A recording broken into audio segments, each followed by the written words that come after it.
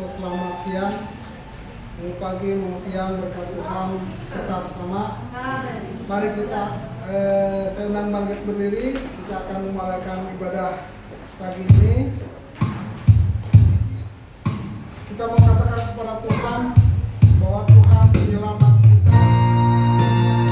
Tuhan yang menuntun kita sampai dengan hari ini.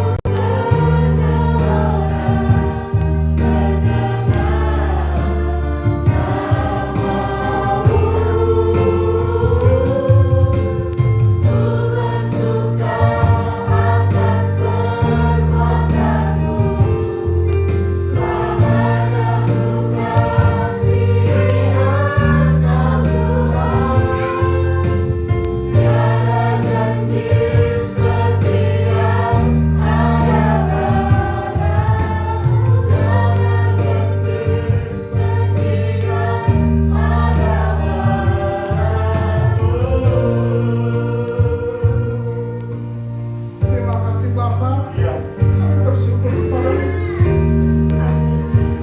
segala anugerah yang kami rasakan sampai dengan saat ini, Bapak. Atas perlindungan-Mu, atas penyertaan-Mu, kami boleh ada sebagaimana kami ada pagi ini, Tuhan. Kami bersyukur saat ini, Tuhan. Kami memuji Engkau, kami menyembah Engkau, meninggikan Engkau, Tuhan. Kami mau bersuka cita dengan Engkau. Mari Engkau yang mengurapi kami, Tuhan. Biarlah kiranya Engkau boleh bertata di atas puji-pujian kami. Sorak-sorai kemenangan boleh ada di tempat ini. Terima kasih Bapa, terima kasih Yesus. Kami menyerahkan hamba-Mu, kami menyerahkan semua yang ditugaskan ini. Biarlah kiranya urapan-Mu boleh senantiasa kami rasakan. Dan kami semua yang hadir boleh merasakan kehadiran-Mu, Tuhan. Terima kasih Bapa. Kami memulaikan ibadah kami pagi ini hanya di dalam nama Tuhan Yesus Kristus. Kami sudah berdoa dan bersyukur. Haleluya. Amin. Puji nama Tuhan. Kita akan bersuka cita merayakan apa yang sudah Tuhan anugerahkan kepada kita. Mari kita angkat pujian, terpujilah Mu.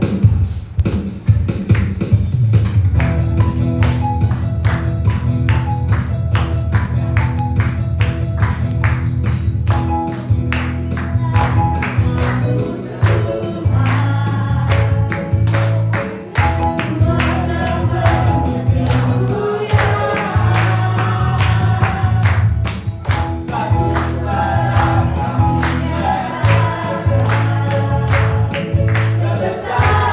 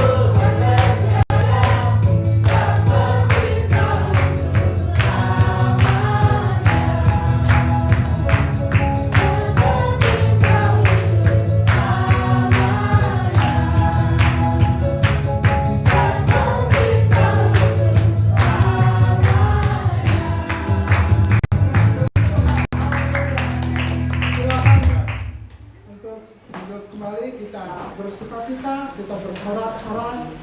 Saya teringat kalau ibu-ibu arisan ketika keluar itu saat ini Tuhan memberikan kemenangan buat kita. Mari kita tetap bersorak untuk Tuhan, karena Tuhan senantiasa hadir, Tuhan senantiasa menuntun langkah hidup kita. Kita katakan bahwa kita mau berjalan bersama dengan Tuhan, denganmu Tuhan.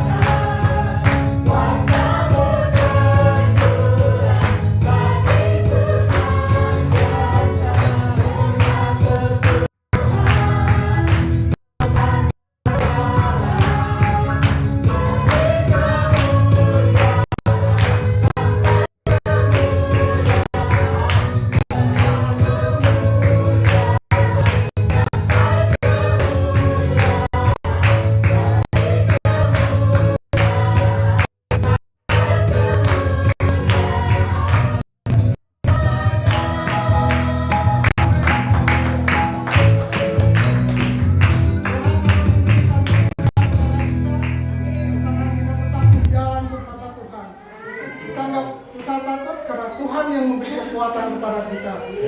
Tuhanlah kekuatan dan mazmurku.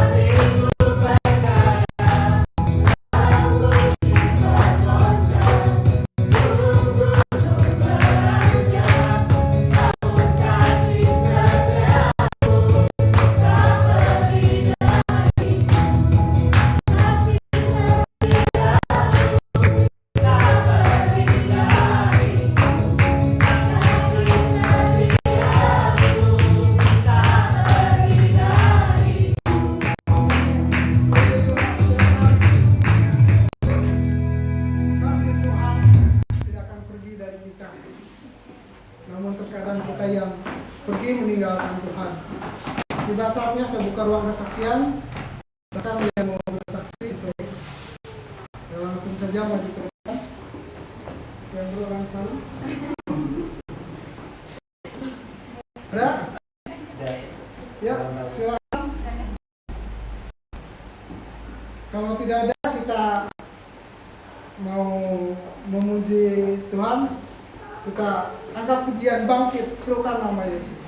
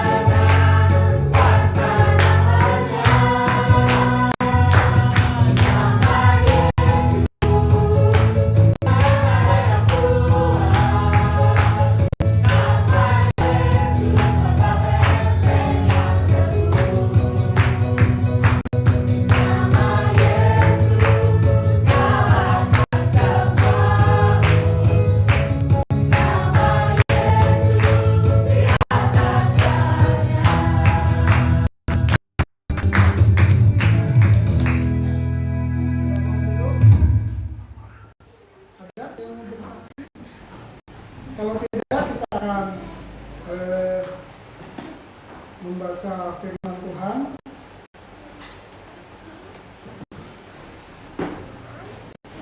Firman Tuhan hari ini terambil dalam Ayub 31.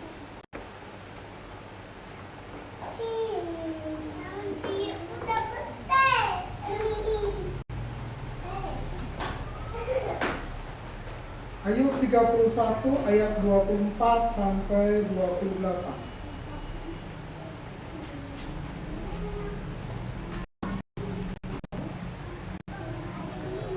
Ayub 31 ayat 24 sampai 28 saya akan bacakan untuk kita semua. Demikian firman Tuhan.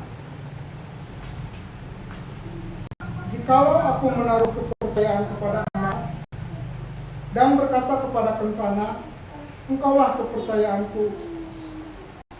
Jikalau aku bersukacita karena kekayaanku besar dan karena tanganku memperoleh harta benda yang berlimpah-limpah.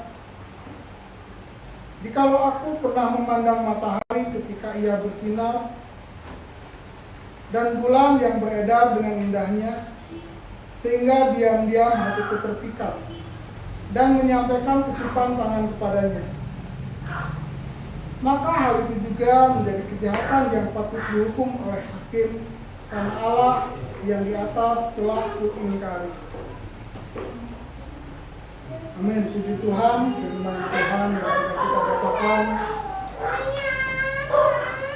Ketika kita memandang kekayaan, ketika kita mengandalkan kekuatan kita, firman Tuhan mengatakan itu menjadi kejahatan bagi kita. Apapun yang kita peroleh, baik itu kekuatan, kekayaan, mari kita imani bahwa itu adalah karena anugerah Tuhan dalam kehidupan kita.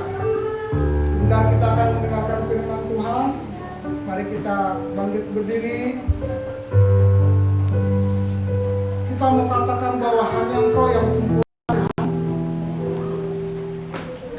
Kami yang lemah, kami yang tidak mampu, Tuhan sudah mampu. Kami tidak memberi kekuatan hingga kita boleh ada sampai dengan saat ini. Mari kita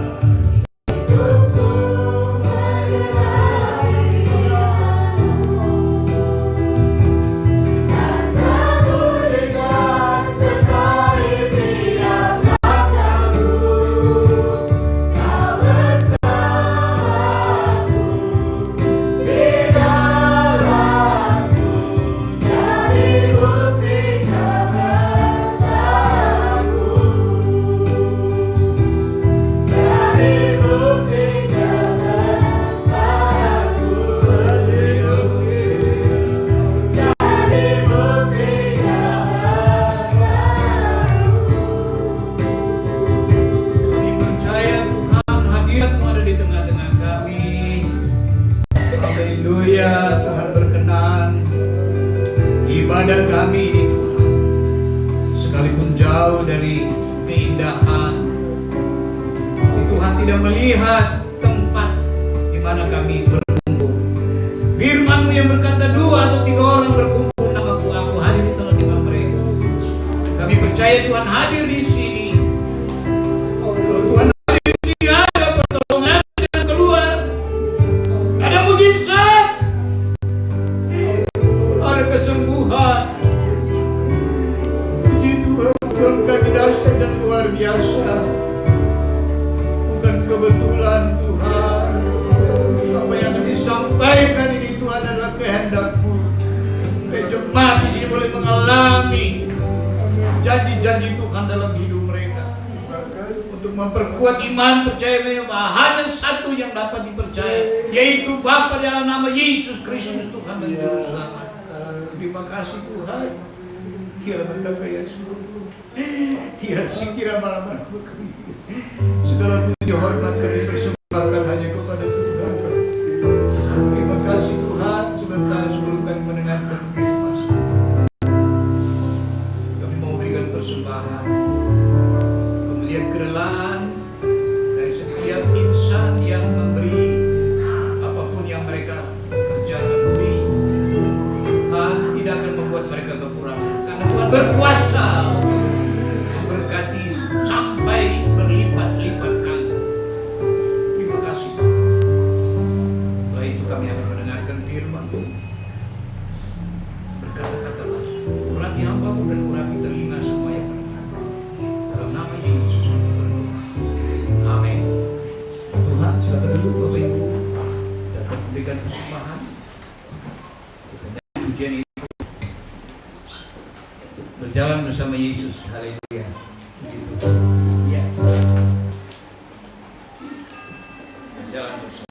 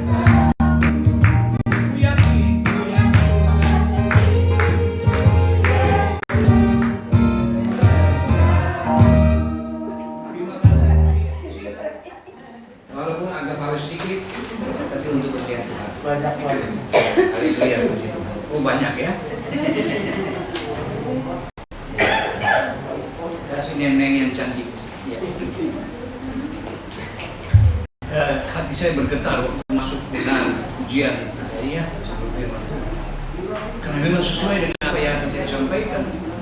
Saya, waduh Tuhan, luar biasa. Sudah, saya tidak pernah kompromi dengan atau pernah merencanakan dengan pahlawan tadi. Lagu yang tadi semua membakar semangat kita, membakar iman kita. Saya percaya bahwa Tuhan punya rencana yang besar untuk jemaat kita. Amin. Tuhan, saya mau mengajak saudara untuk sama-sama kita buka Injil Markus pasal 7. Ayat ini pernah saya sampaikan dalam renungan tiap hari, roti kehidupan. Tapi saya mendapat inspirasi lewat perenungan dari ayat ini. Ada ayat-ayat yang terkait, sangat-sangat memberkati. Saya undang saudara bangkit berdiri sambil kita baca berbalas-balasan. Ya, tadi sudah baca firman Tuhan dalam kitab Ayub. Ya, karena kita baca berbalas-balasan lagi dalam Markus pasal 7 ayat 31. Saya bacakan ayat 31 sudah terdiri 2 ayat 3 berbalas-balasan. Ya, Yesus menyembuhkan seorang tuli. Kemudian Yesus meninggalkan pula daerah Tirus dan dengan melalui Sidon pergi ke Danau Galilea di tengah-tengah daerah Dekapolis. Di situ orang membawa kepadanya seorang yang tuli dan yang gagah dan memohon kepadanya supaya dia meletakkan tangannya atas orang itu. Dan sesudah Yesus memisahkan dia dari orang banyak sehingga mereka sendirian, ia memasukkan jarinya ke telinga orang itu lalu ia meludah meraba lidah orang itu. Kemudian sambil menghadap ke langit, Yesus menarik nafas dan berkata kepadanya, "Ephata," artinya terbukalah. Maka terbukalah telinga orang itu dan seketika itu juga terlepas pula pengikat lidahnya lalu ia berkata-kata dengan baik. Yesus berpesan kepada orang-orang yang ada di situ supaya jangan menceritakannya kepada siapapun juga. Tetapi makin dilarangnya mereka, makin luas mereka memberitakannya. Mereka takjub dan tercengang dan berkata, "Ia menjadikan segala-galanya baik. Yang tuli dijadikannya mendengar, yang bisu dijadikannya berkata-kata." Silakan duduk. Saya khawatir jangan-jangan orang yang bisa berkata-kata jadi bisu, orang yang mendengar jadi tuli. Tapi itu tidak akan terjadi. Amin, saudara. Haleluya. Nah, seperti itulah ayatnya yang ke-37 inilah yang jadi bahan perenungan kita. Sehingga tema yang saya angkat di sini adalah galak kebaikannya, kebaikan Tuhan untuk penyelamatan seluruh umat manusia. Setelah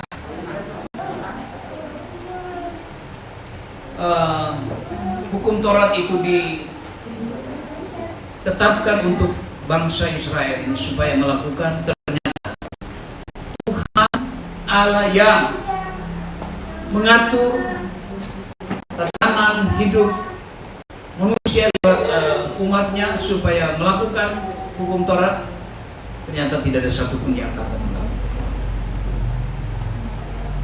Dan sudah ditetapkan bahwa pelaku-pelaku Taurat itu pasti akan mengalami konsekuensi hukum. Namun oleh karena kasih sayang Tuhan, walaupun dia sudah membuat aturan itu, tapi kasihnya yang abadi itu mengingat manusia tidak berdaya untuk melakukan aturan itu sehingga dia perlu membaharui. Itu sebabnya dari Yeremia itu pasal 31 Tuhan akan menaruh roh. Nah, pembaharuan ini lewat Yesus datang ke dalam dunia ini untuk menjadi manusia, untuk menggenapkan itu bagi kita. Sekali lagi sudah menggenapkan itu, sehingga keselamatan kita bukan berdasarkan apa yang kita berbuat, tapi keselamatan itu berdasarkan kasih karunia atau pemberian Tuhan. Amin, saudara. Kasih karunia ini harus pegang, harus imani. Yang bisa melakukan hukum Taurat dan konsekuensi hukum pelanggar hukum Taurat pasti akan ada hukumannya. Tapi karena Tuhan mengasihi manusia sehingga muncul ayat itu, Yohanes 3 ayat 16. Ada yang bisa hafal ayat itu? Karena demikian Allah mengasihi isi dunia ini sehingga dikaruniakan anaknya yang tunggal supaya setiap orang yang percaya kepadanya tidak binasa. Ya. Siapakah isi dunia? Manusia. Apakah manusia orang Kristen? Enggak. Sebelum menjadi Kristen kan manusia dulu. Manusia dulu, umat semua manusia. Jadi ada yang bilang kalau Yesus datang hanya untuk orang Israel, itu cara pemahaman yang keliru. Memang keadilan Yesus dia datang untuk menyadarkan umatnya bahwa kalian itu sudah dikasih loh ini hukum itu. Dia pertama-tama untuk mengingatkan umatnya, kalian loh umatnya dipilih Tuhan supaya melakukan apa yang, tetapi ternyata enggak. Karena lewat keturunan Abraham seluruh bangsa di muka bumi akan diberkati, seharusnya begitu, tapi orang Israel gagal dalam mengembangkan aturan-aturan yang sudah ditetapkan oleh Tuhan. Nah, Yesus datang untuk menggenapkan itu bangsa yang saudara. Dan dalam pelayanannya untuk membuktikan bahwa dia bukan seperti nabi-nabi biasa, karena dia harus menunjukkan semua yang sudah dinubuatkan. Dia harus menunjukkan bahwa betul-betul kalau dia berkata dia datang dari surga, datang dari Bapa, itu harus tunjukkan apa yang dapat diperbuat, apa yang Yesus lakukan untuk membuktikan bahwa dia memang datang dari Bapa. Nah, satu-satunya yaitu kuasanya. Salah satu yang dicatat dalam kitab Markus tadi yang kita bahas, orang tuli bisa mendengar, tapi waktu itu orang tuli dia tidak mendengarkan, jadi tidak punya iman. Tapi orang lain punya iman karena dia tuli kan, dia nggak dengar. Karena Roma 2:17 mengatakan bagaimana? Iman datang dari, ya bagaimana dia kalau orang tuli kok. Nah, orang lain yang bawa dia, nah, nanti baru dia selamatkan. Tapi kita tidak lihat ke sana, cuma lihat bagaimana pekerjaan Tuhan Yesus. Sehingga ada respon, komentar dari orang sekitar itu bahwa segala-galanya baik. Mana tadi ayat 30? Ia menjadikan segala-galanya baik. Itu respon, itu komentar dari orang yang menyaksikan. Dan komentar itu bukan komentar yang tidak beralasan. Karena selama Yesus setelah dibaptis dan mulai melakukan tugasnya, kemanapun dia pergi, begitu banyak orang berbondong-bondong, begitu banyak orang mengikut dia. Kalau saudara baca dalam Matius pasal 8, ya berbondong-bondong orang waktu Yesus turun dari gunung sekala mengajar. Itu dalam rombongan itu ada orang kusta, padahal aturannya orang kusta, aturan orang zaman itu, orang kusta dilarang hidup di tengah-tengah masyarakat yang sehat.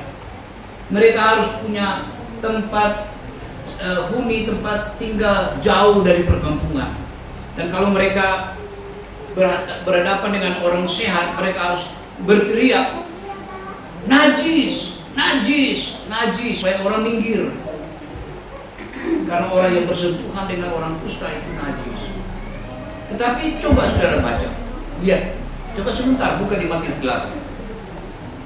Apa yang sedang terjadi dengan orang kusta itu? Dia ada di tengah-tengah rombongan. Betul ya? Ya. Tidak ada orang yang menegur dia, tidak ada orang yang melarang dia. Saking orang fokus kepada Yesus, mereka tidak perlu lagi dengan aturan. Mungkin minggu lalu saya juga pernah sampaikan, orang mengabaikan itu bongkar atap. Kalau rumah saudara dibongkar hanya untuk menyembuhkan orang sakit, gimana kira-kira respon yang punya rumah? Orang ini kok mereka tidak perlu, mereka fokus kepada Yesus. Tuhan Yesus juga tidak menyalahkan mereka. Ya itulah, nanti mungkin baru selesai ya sebenarnya itu baru di renovasi lagi. Nah, karena begitu mereka fokus kepada Tuhan sampai karena mereka mengabaikan aturan-aturan yang sudah berlaku turun-temurun. Murid-muridnya sampai senang dengan Yesus, sampai makan juga lupa cuci tangan. Padahal setiap orang Yahudi kalau makan tuh harus cuci tangan dulu. Makanya mereka ditegur. Saking fokus kepada Yesus, mengabaikan aturan. Nah ini dia. Yesus viral kemana-mana. Sehingga dalam Markus pasal yang ke-6 ayat yang ke-31 juga makan pun tidak sempat. Karena begitu takjub akan Yesus. Apa yang dilakukan memang semua perbuatan baik ini. Karena dengan berbuat baik ini orang percaya bahwa Yesus memang betul sebagai ucapannya dalam Matius Yohanes pasal 6 bahwa aku roti yang turun dari surga. Kalau sebagai bukti roti yang turun dari surga, aku berasal dari Bapa. Nah, dia harus tunjukkan. Kalau memang engkau kuat dari Bapa, tunjukkan. Nah, dia memperlihatkan kuasa, kebaikannya. Dan kebaikan-kebaikan inilah yang dikomentari oleh orang-orang banyak ini, bahwa ia menjadikan segala-galanya baik.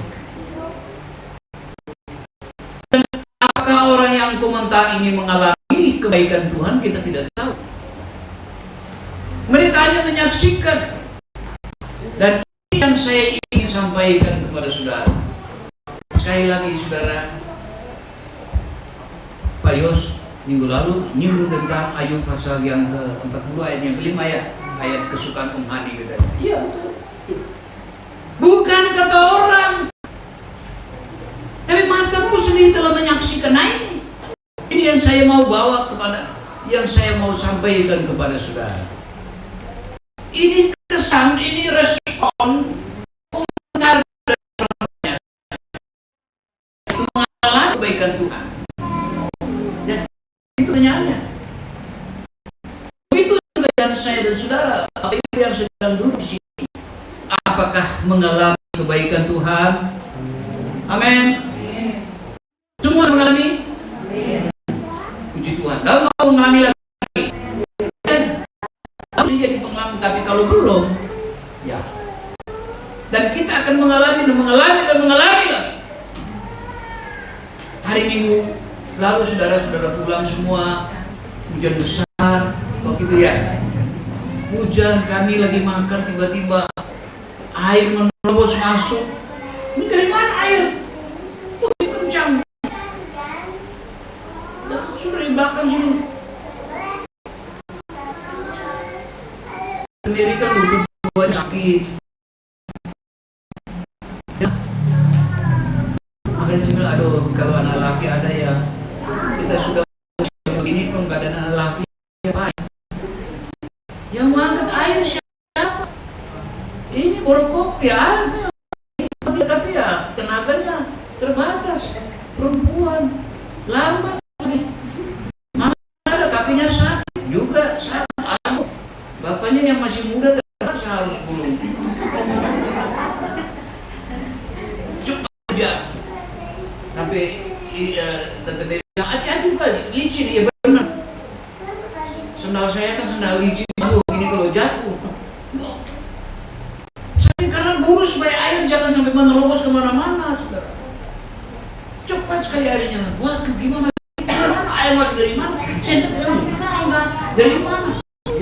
Ya ampun, membual dari bawah. Coba itu kalau sekarang saudara saya tidak keluarin uang setiap bulan 600.000 untuk beli air. Iya. Keluar. Rupanya waktu tukang kerja itu kalian beda. Itu tidak dikeraskan gitu loh. Jadi dibiarkan gitu, ditambung aja begitu. Jadi lama-lama kan tanahnya turun, ada memang bolong di situ. Airnya muncrat dari situ keluar. Wah, kita tidak tahu berapa ember itu dikeluarin ya. Banyak sekali.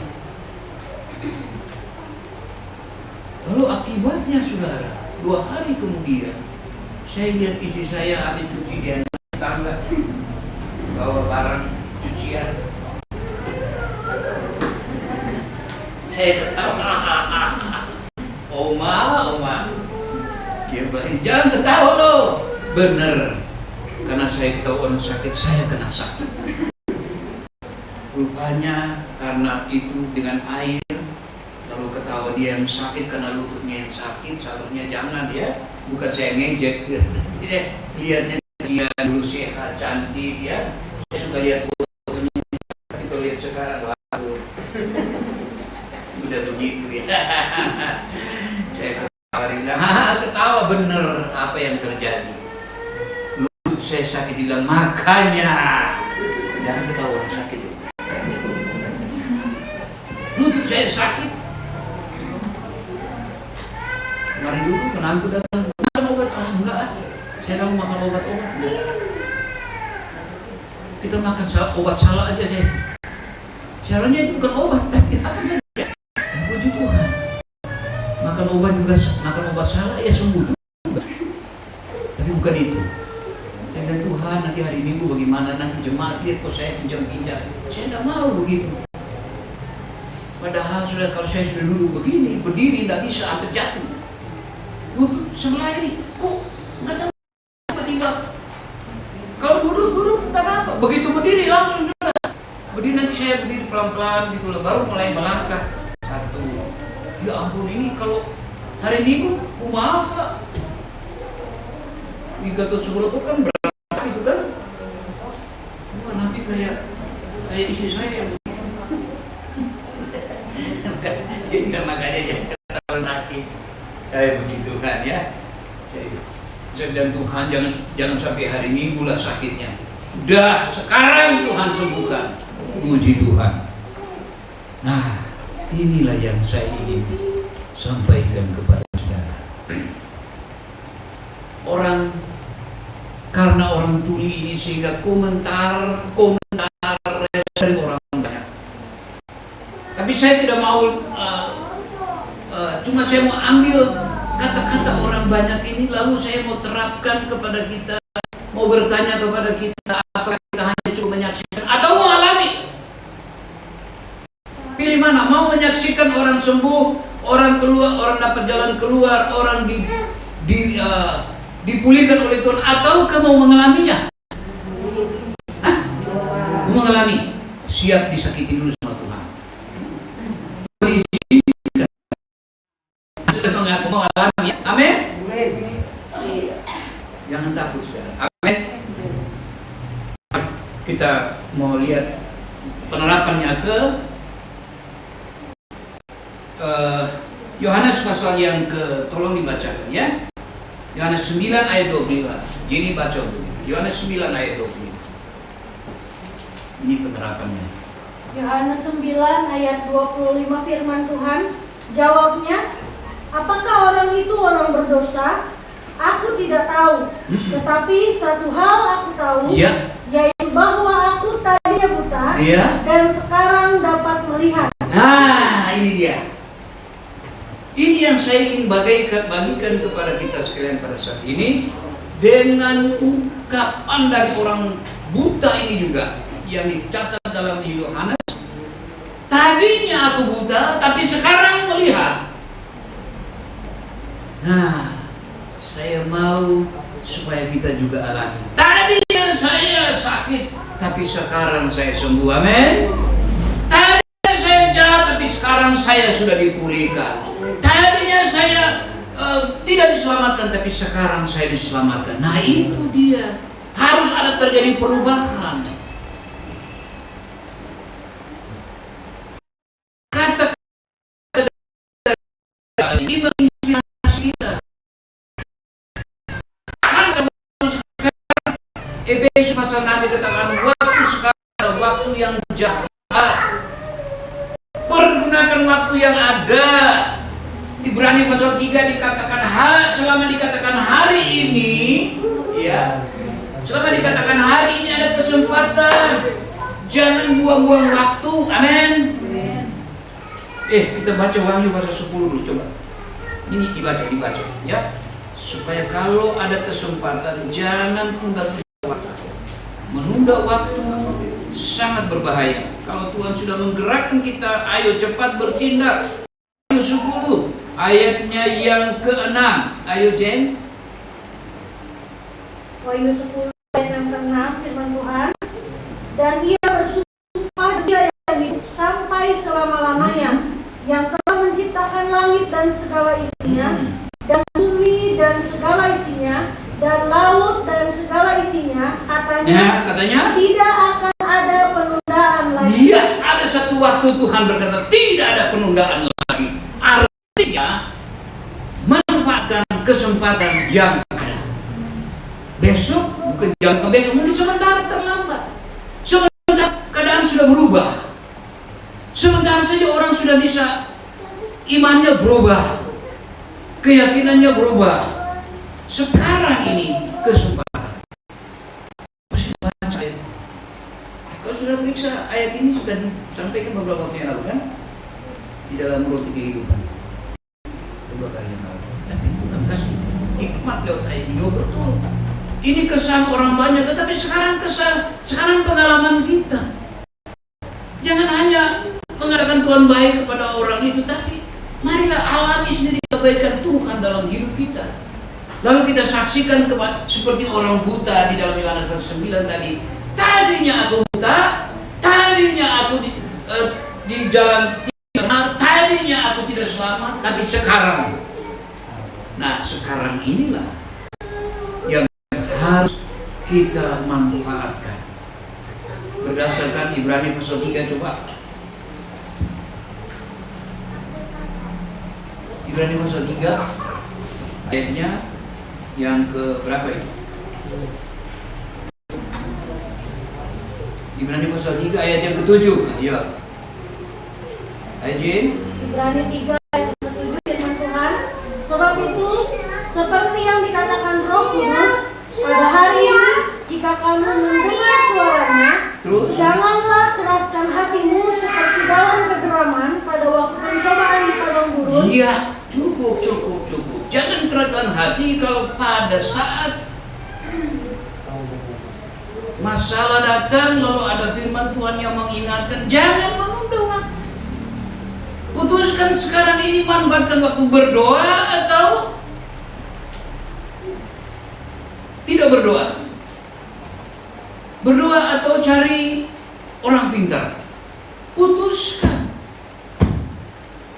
Memang ada saatnya. Segala sesuatu ada saat. Kita contoh pasal 3.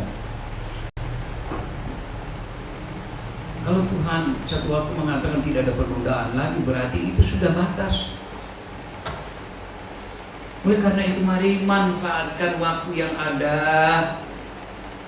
Pertama, untuk keselamatan. Amin. Ya, keselamatan itu penting, saudara.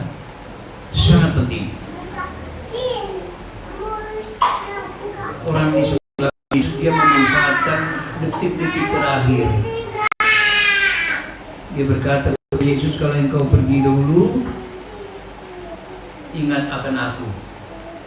Wah, kesempatan terakhir itu, titik terakhir. Dan dia diselamatkan. Yesus katakan bahwa hari ini juga engkau akan bersama-sama dengan aku dalam firman. Ingat akan Yesus. Amin. Mari saudara, kadang kita diperhadapkan dengan masalah. Lalu pilihan kita, apakah kita menunda waktu atau kita putuskan sekarang ini? Itu penting. Karena berdasarkan Ibrani pasal 3 ayat yang ke-7 tadi, jangan keraskan hati pada waktu ada kesempatan. Di dalam 2 Petrus dikatakan Tuhan memberikan kesempatan kepada orang jahat supaya dia bertobat. Ya. Jadi ada kesempatan, tapi kalau sudah kasih kesempatan dan tidak manfaatkan kesempatan, itu salah sendiri. Saudara, karena berdasarkan komentar orang tadi bahwa ia melakukan segala-galanya baik, memang benar.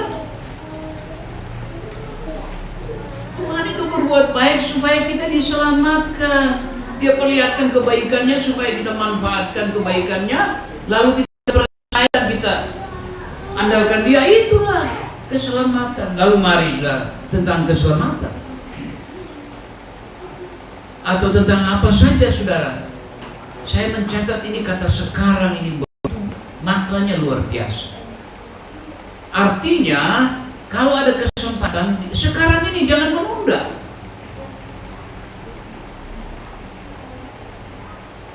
Elizabeth, istri Zakaria, itu mandul. Tetapi apa yang dia ungkapkan ini adalah sukacita yang betul-betul dirasakan.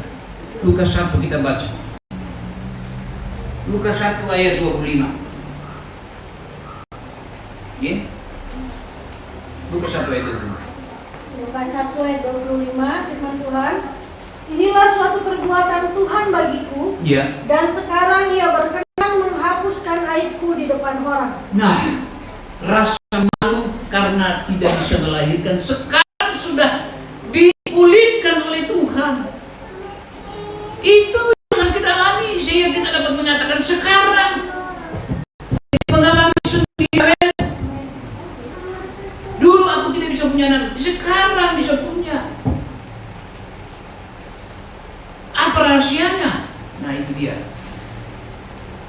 Saudara mau mengalami sekarang?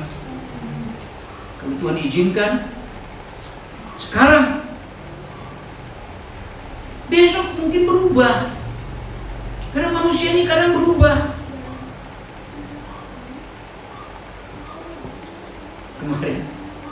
Kemarin istri saya ngomong, dia mungkin ngomong anaknya. Tuh, memang waktu itu Eja itu sudah siap-siap loh, dia dipanggil di Salatiga untuk mau ikut sekolah kita, tiba-tiba berubah. Berubah akhirnya menikah, nggak jadi. Orang bisa berubah dalam waktu yang, karena ada omnya dari Jakarta, Eja pikir-pikir dulu, Eja, goyah dia. Gak jadi ke sekolah kita, ada yang lamar, ya udah terima. Ya tapi nggak mau. Ya kalau memang itu putusan dia silakan. Cuma kalau secara jujur saya harapkan saudara ya, untuk secara jujur saya andalkan dia, anak ini, andalkan dia. Itu karena keputusannya seperti itu ya sudah, diapain? Orang bisa berubah dalam sekejap. Makanya yang penting sekarang, ketika berita itu datang, ketika ada informasi, besok mungkin lambat. Percaya saudara? Besok mungkin berubah. Karena itu, menyangkut hal keselamatan. Kalau tadi tentang aibnya, sekarang dia sudah puas. Waduh, tujuan sekarang. Itu pengalaman dia. Nah, tentang keselamatan kita lihat lagi pengalaman Lukas 2 ayat 27 mulai. Baca G. Lukas 2 mulai baca ayat 27 sampai 29 ya. Lukas 2 ayat 27 sampai 29, firman Tuhan. Ia datang ke bait Allah oleh Roh Kudus. Iya. Ketika Yesus anak itu dibawa masuk oleh orang tuanya untuk melakukan kepadanya apa yang ditentukan hukum Taurat.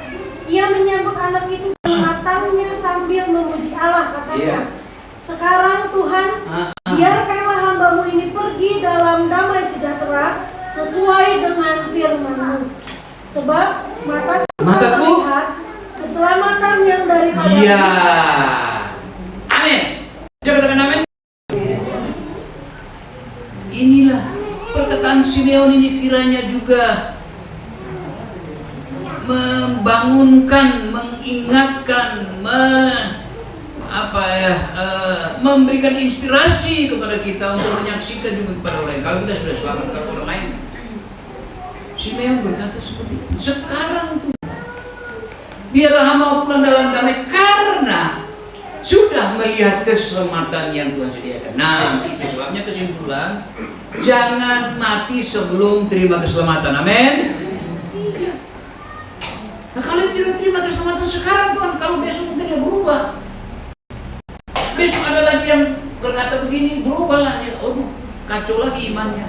Sekarang Tuhan, keselamatan sudah tersedia. Jangan keraskan hati. Tapi di sini nggak ada, semua sudah terima Yesus. Amin. Bagus. Ya, kalau sudah percaya seperti itu, pertahankan itu terus. Sebab tadi Tuhan bilang tidak ada penundaan lagi, kan ya? Jadi kalau menunda-nunda keselamatan rugi, tolong sampaikan kepada keluarga.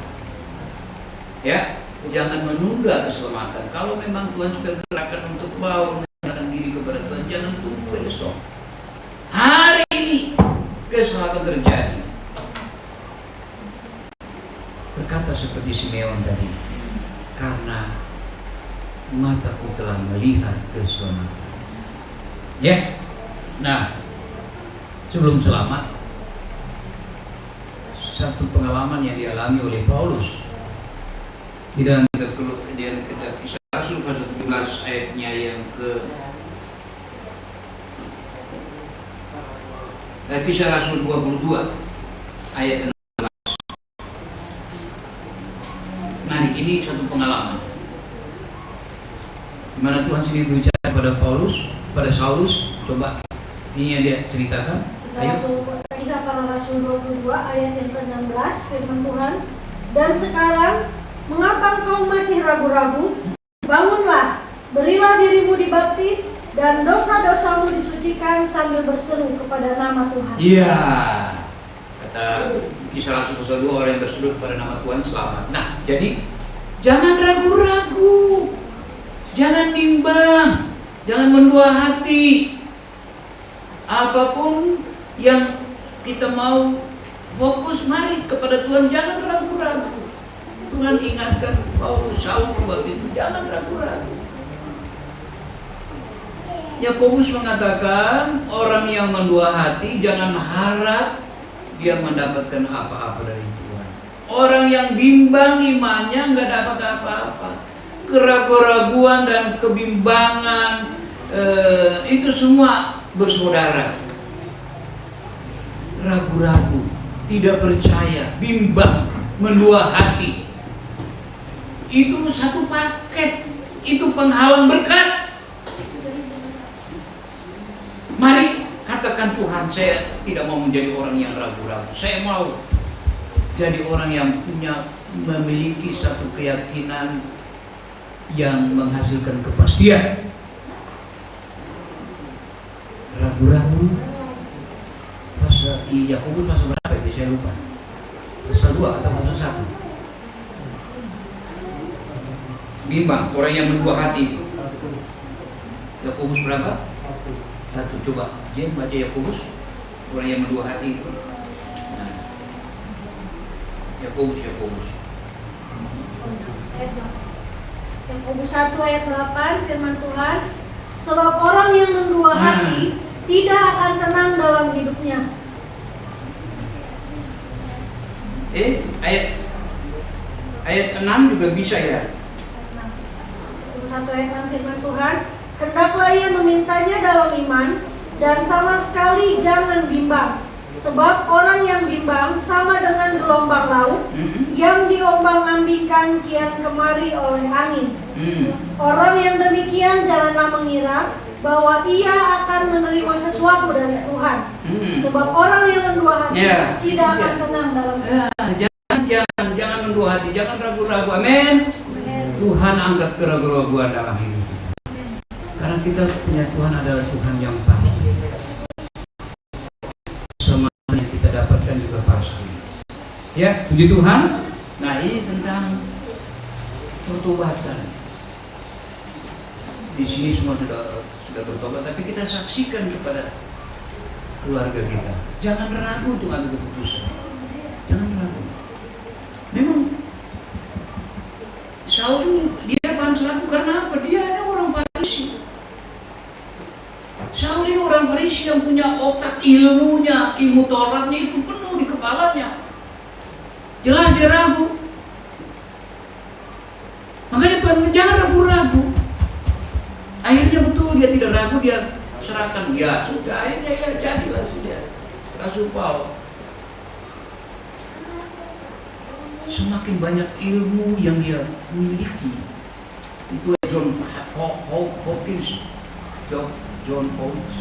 seorang ahli apa itu? Padahal dia udah tubuhnya itu udah apa ya? Dia cacat bawaan tuh, kaki kanannya. Tapi otaknya itu loh. Dia udah meninggal beberapa tahun yang lalu. Saya baca itu. Dia tuh nggak percaya adanya kehidupan di balik kembali, dia nggak percaya. Semua ini terjadi begitu saja. Kalau dia percaya memang tuh ada langit dengan langit yang terbatas. Tapi kalau dia bilang itu ada yang menciptakan, itu enggak, itu terjadi sendirinya. Dan sampai mati dia mempertahankan keyakinannya seperti itu. Nggak ada kehidupan di balik kematian. Dia mati habis.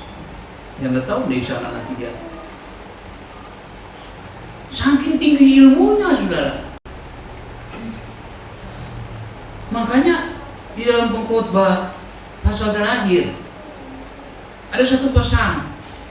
Nah, baik kita baca supaya anak-anak muda ini yang menuntut ilmu boleh menuntut ilmu, tapi jangan berlebihan. Pengkhotbah pasal terakhir, coba. Ini saya lepas dari pengkhotbah itu. Pengkhotbah Woi, buat Pak. Kemana? Ya. Buat Pak, pasal 12. Ayat 12, nah ini dia.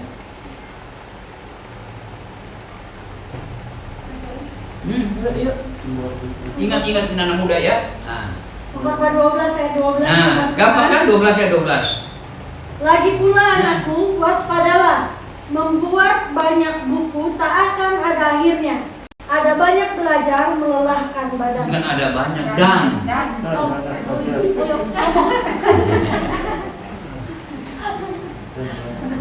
Bagaimana?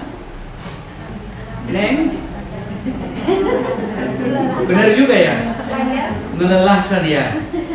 Tapi nggak apa-apa, itu ilmu aja. Cuma jangan sampai itu menguras gitu. Sampai lupa Tuhan. Ini khotbah ini penuh dengan hikmat bagi kita untuk kita renungkan. Akhirnya Pak Guru, bukan berarti saya suruh jangan belajar banyak. Boleh belajar silakan belajar. Kata tanggal sebelah belajar sampai ke negeri Cina. Kita nggak suruh belajar seperti itu ya. Tapi nanti mengalami sendiri ini. Seperti John Hop, namanya ribet namanya. Orang yang udah ribet ya. Tapi saya sampai dengar ini orang udah apa tubuhnya itu nggak perlu utuh gitu ya, tapi nggak percaya gimana. Mungkin Tuhan sembuhkan dia kayak apa? Ya mati gitu aja. Nggak ada kehidupan di balik kematian. Ini alam semesta ini terjadi ya begitu aja. Sampai tinggi. John Paul, pernah dengar ini? Stephen Hawking, Om. Stephen Hawking. Stephen ya, bukan John ya. Sorry, Stephen ya, betul kan? Stephen ya betul Stephen. Ya. Ya, udah itu jangan jangan dimasalahkan ya. Belajar ya. Oke, mari saudara.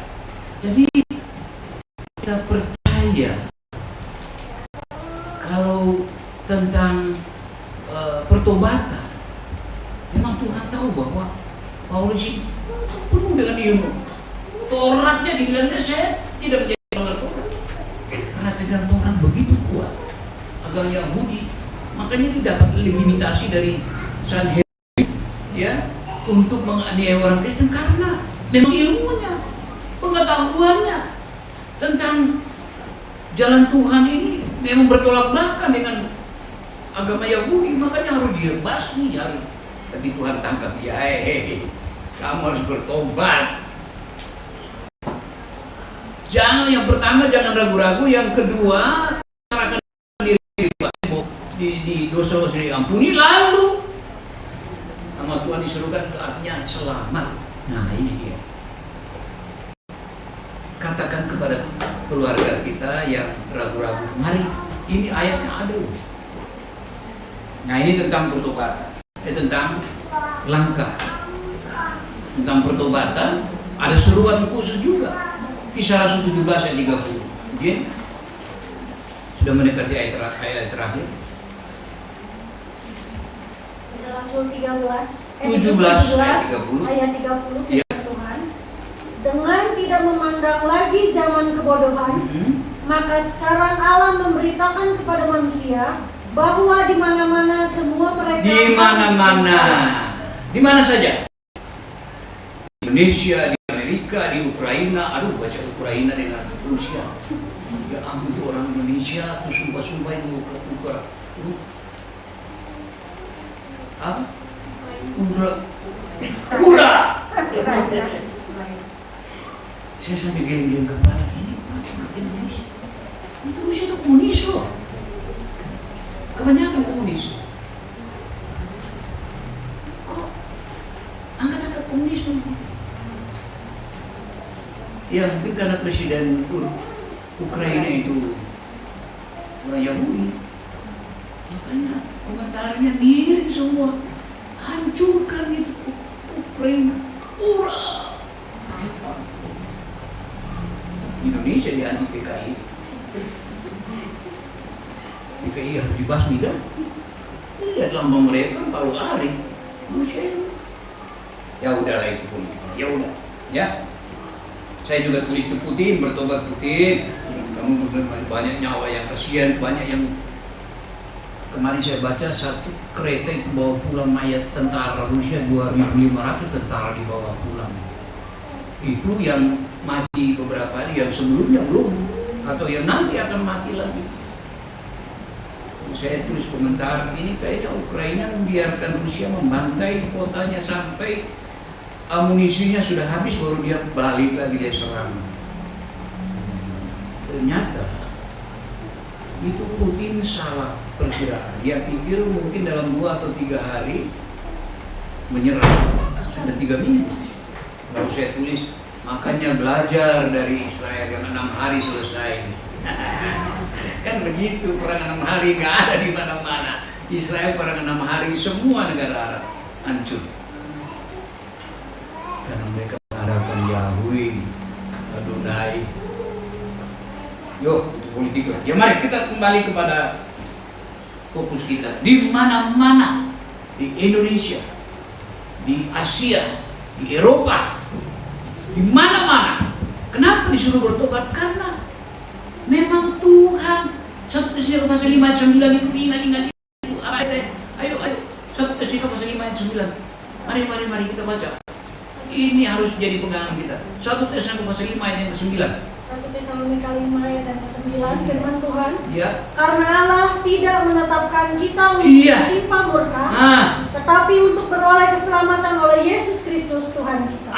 Itu sebabnya seruan ini dikumandangkan, diviralkan di mana-mana, disuruh orang bertobat supaya selamat. Karena memang mengingat Yohanes 3:16 tadi, Allah mengasihi isi dunia. Siapa isi dunia itu? Yaitu manusia. Dan manusia siapa? Semua manusia. Tidak melihat dia itu suku, bahasa, agama, enggak. Semua manusia. Jangan ada yang binasa, tapi semua selamat oleh Yesus Kristus Tuhan kita. Itu sebabnya disuruh bertobat, terima Yesus sebagai Tuhan dan Juru Selamat. Buka hati sekarang ini, karena besok mungkin berubah, besok mungkin tidak lagi penundaan. Bukankah pada waktu tahun 2021 begitu banyak teman-teman kita, termasuk di hamba Tuhan yang tadinya masih sehat, tiba-tiba almarhum. Loh, kemarin baru ngomong, kemarin baru kita telepon-teleponan, kemarin baru WA, sekarang sudah almarhum. Mungkin saudara punya kenalan yang baik, pengalaman tahun lalu COVID merajalela begitu cepat. Di depan kita ini ada 8 orang, di depan, di belakang 7 orang. Nah, istri saya bilang, itu suaminya siap-siap, uang PLN, diajak pergi jalan-jalan ke Garut mandi-mandi untuk supaya hiburkan dia. Kenapa terus kehilangan?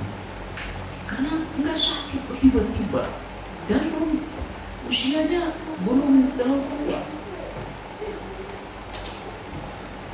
Jadi saudaraku yang kasih, kita sadar, nah ini dia. Firman Tuhan tidak pernah salah. Kalau hari ini adalah kesempatan, jangan keraskan hati. Sekarang alami seperti orang buta ini. Dulu aku buta, tapi sekarang aku melihat. Dulu aku sakit, sekarang aku sembuh. Dulu aku orang tersesat, sekarang diselamatkan. Pergunakan waktu sekarang ini. Jangan keraskan hati, kata Ibrani pasal 3 ayat yang ke-7 sampai ayat yang ke-8. Saya akhiri dengan sebuah ayat karena kita sudah harus mengakhiri semuanya ini. Ya, di dalam Roma pasal yang ke-13 ayat yang ke-11. Ayo, Jin baca untuk kita. Roma 13 ayat yang ke-11, firman Tuhan. Hal ini harus kamu lakukan. Ya. Karena kamu mengetahui keadaan waktu sekarang. Harus tahu bahwa waktu sekarang, yaitu bahwa saatnya telah tiba bagi kamu. Ya. Untuk bangun dari tidur. Sebab sekarang keselamatan sudah dekat. Ulang-ulang, sekarang apa? Sebab sekarang keselamatan sudah lebih dekat bagi kita. Ya. Daripada waktu kita kita menjadi percaya. Banyak sudah banyak Tuhan yang sudah memakai orang-orang tertentu mengatakan tidak lama lagi Tuhan datang. Kejadian-kejadian yang terjadi hari-hari ini sudah merupakan satu sinyal, satu pertanda. Tapi jangan sampai kita, kalau begitu saya nggak mau sekolah lagi, saya nggak mau kuliah lagi. Enggak, tetap kuliah ya. Saya nggak mau kerja lagi Tuhan. Nah, orang Tesalonika begitu. Waktu Paulus katakan, sudah nggak kerja, besok Tuhan datang. Ngapain kita kerja? Tapi sampai saat ini, sampai 2 tahun sesudah itu masih sudah bilang belum juga datang.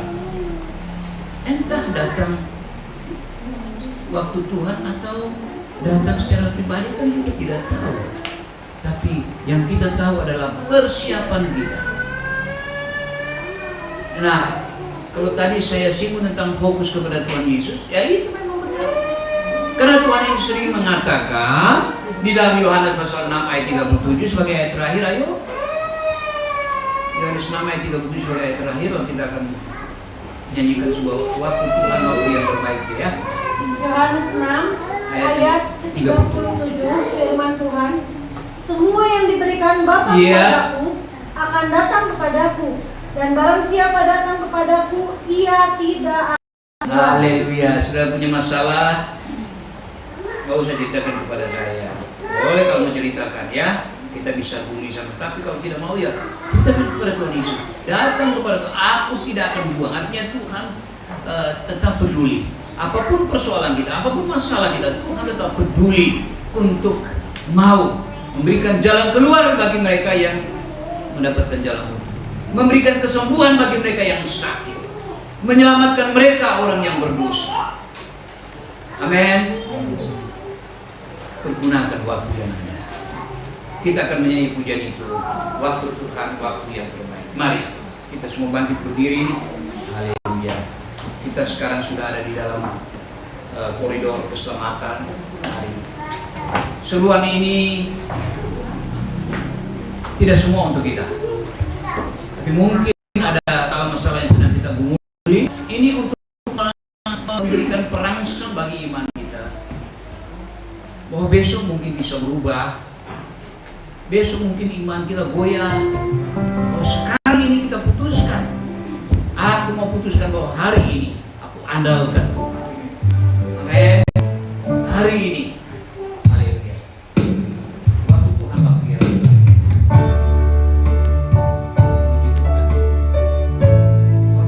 ini mujizat yang luar biasa.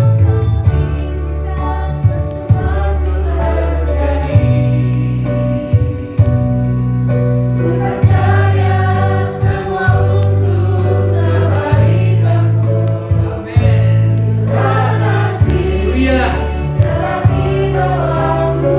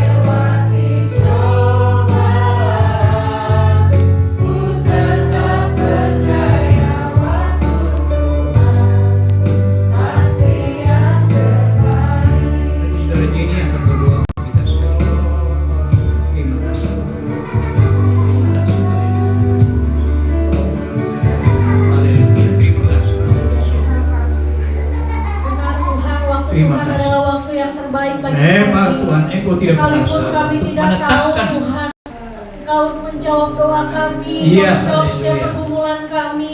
Sekalipun kami harus melewati lembah kekelaman, kami percaya Tuhan. Amin. Melalui Haleluya. setiap masalah, melalui setiap pencobaan, melalui setiap pergumulan hidup, Amin. kami percaya Tuhan. Kami akan tiba pada waktu-Mu Tuhan. Kami akan menikmati janji Tuhan. Haleluya. Kami akan Haleluya. menikmati penggenapan firman Tuhan. Haleluya. Satu hal Tuhan, buat kami terus setia dan taat kepada Tuhan. Buat kami terus dekat dengan Amin. Tuhan. Fokus Apapun kepada yang Tuhan. terjadi Haleluya. Tuhan, biarlah kami tidak Haleluya. mencari cara-cara duniawi, tetapi kami mau terus mengandalkan Andalkan Tuhan. Engkau Tuhan. Biarlah kami Haleluya. terus memandang kepada Tuhan. Amin. Karena kami tahu Engkau sumber jawaban bagi setiap hidup kami Tuhan. Terima kasih Bapa yang baik untuk firman-Mu. Berkati hamba-Mu, urapi terus dengan urapan yang baru. Segala apapun yang didoakan, segala apapun yang direncanakan oleh Bapak Gembala kami percaya Tuhan, semua sudah ditaruh di dalam tangan Haleluya. Tuhan. Dan Tuhan yang akan bekerja dengan cara yang ajaib. Iya. Terima kasih Tuhan. Kami bersyukur untuk firman Tuhan. Dan kami sebentar akan memberikan persembahan juga Tuhan. Kau Tuhan yang memberkati tangan-tangan yang memberi. Kami mau memberi yang terbaik bagi Tuhan. Karena kami sudah terima yang terbaik dari Tuhan. Terima kasih Tuhan. Ini doa kami. Kami serahkan ke dalam tangan-Mu. Di dalam nama Tuhan Yesus. Haleluya. Amin. Amin. Puji Tuhan. Silakan duduk, saudara. Kita akan berikan persembahan untuk kas kita. Kita nyanyi pujian itu bahwa Tuhan juga. Ya.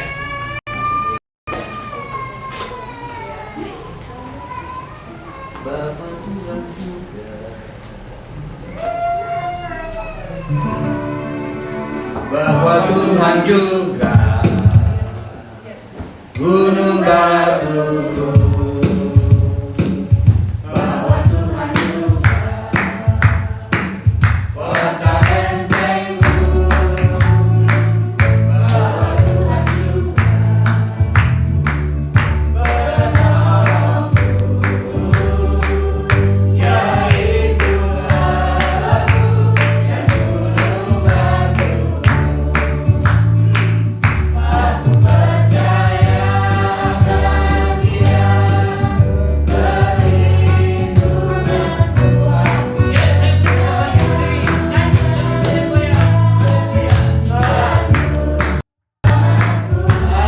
percaya akan Dia, sang perisaiku,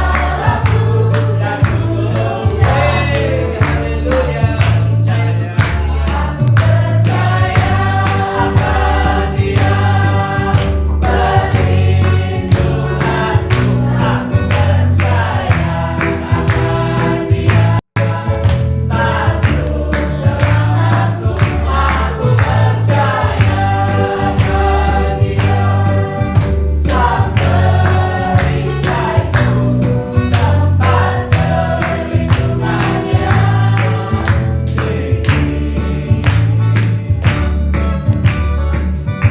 Mau nyanyi lagi? Udah setengah satu. Tuhan Yesus memberkati. Sebelum saudara pulang, kita akan melakukan bersama kemuliaan Bapa.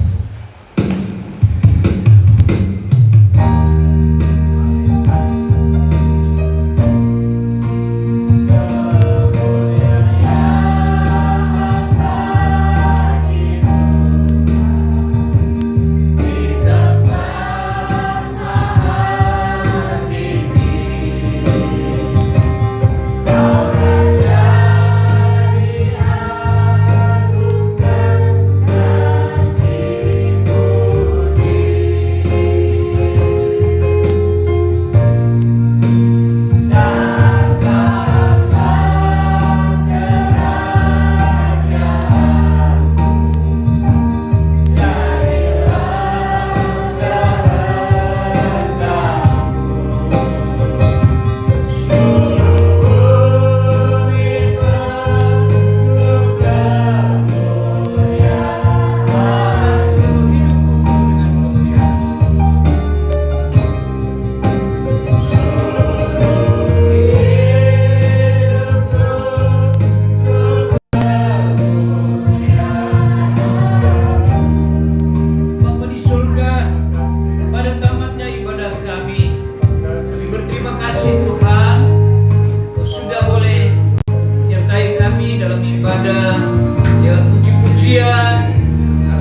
dengan sukacita Tuhan firman Tuhan yang merangsang iman kami untuk menikmati janji-janji Tuhan, agar kami boleh memanfaatkan setiap kesempatan yang Tuhan berikan.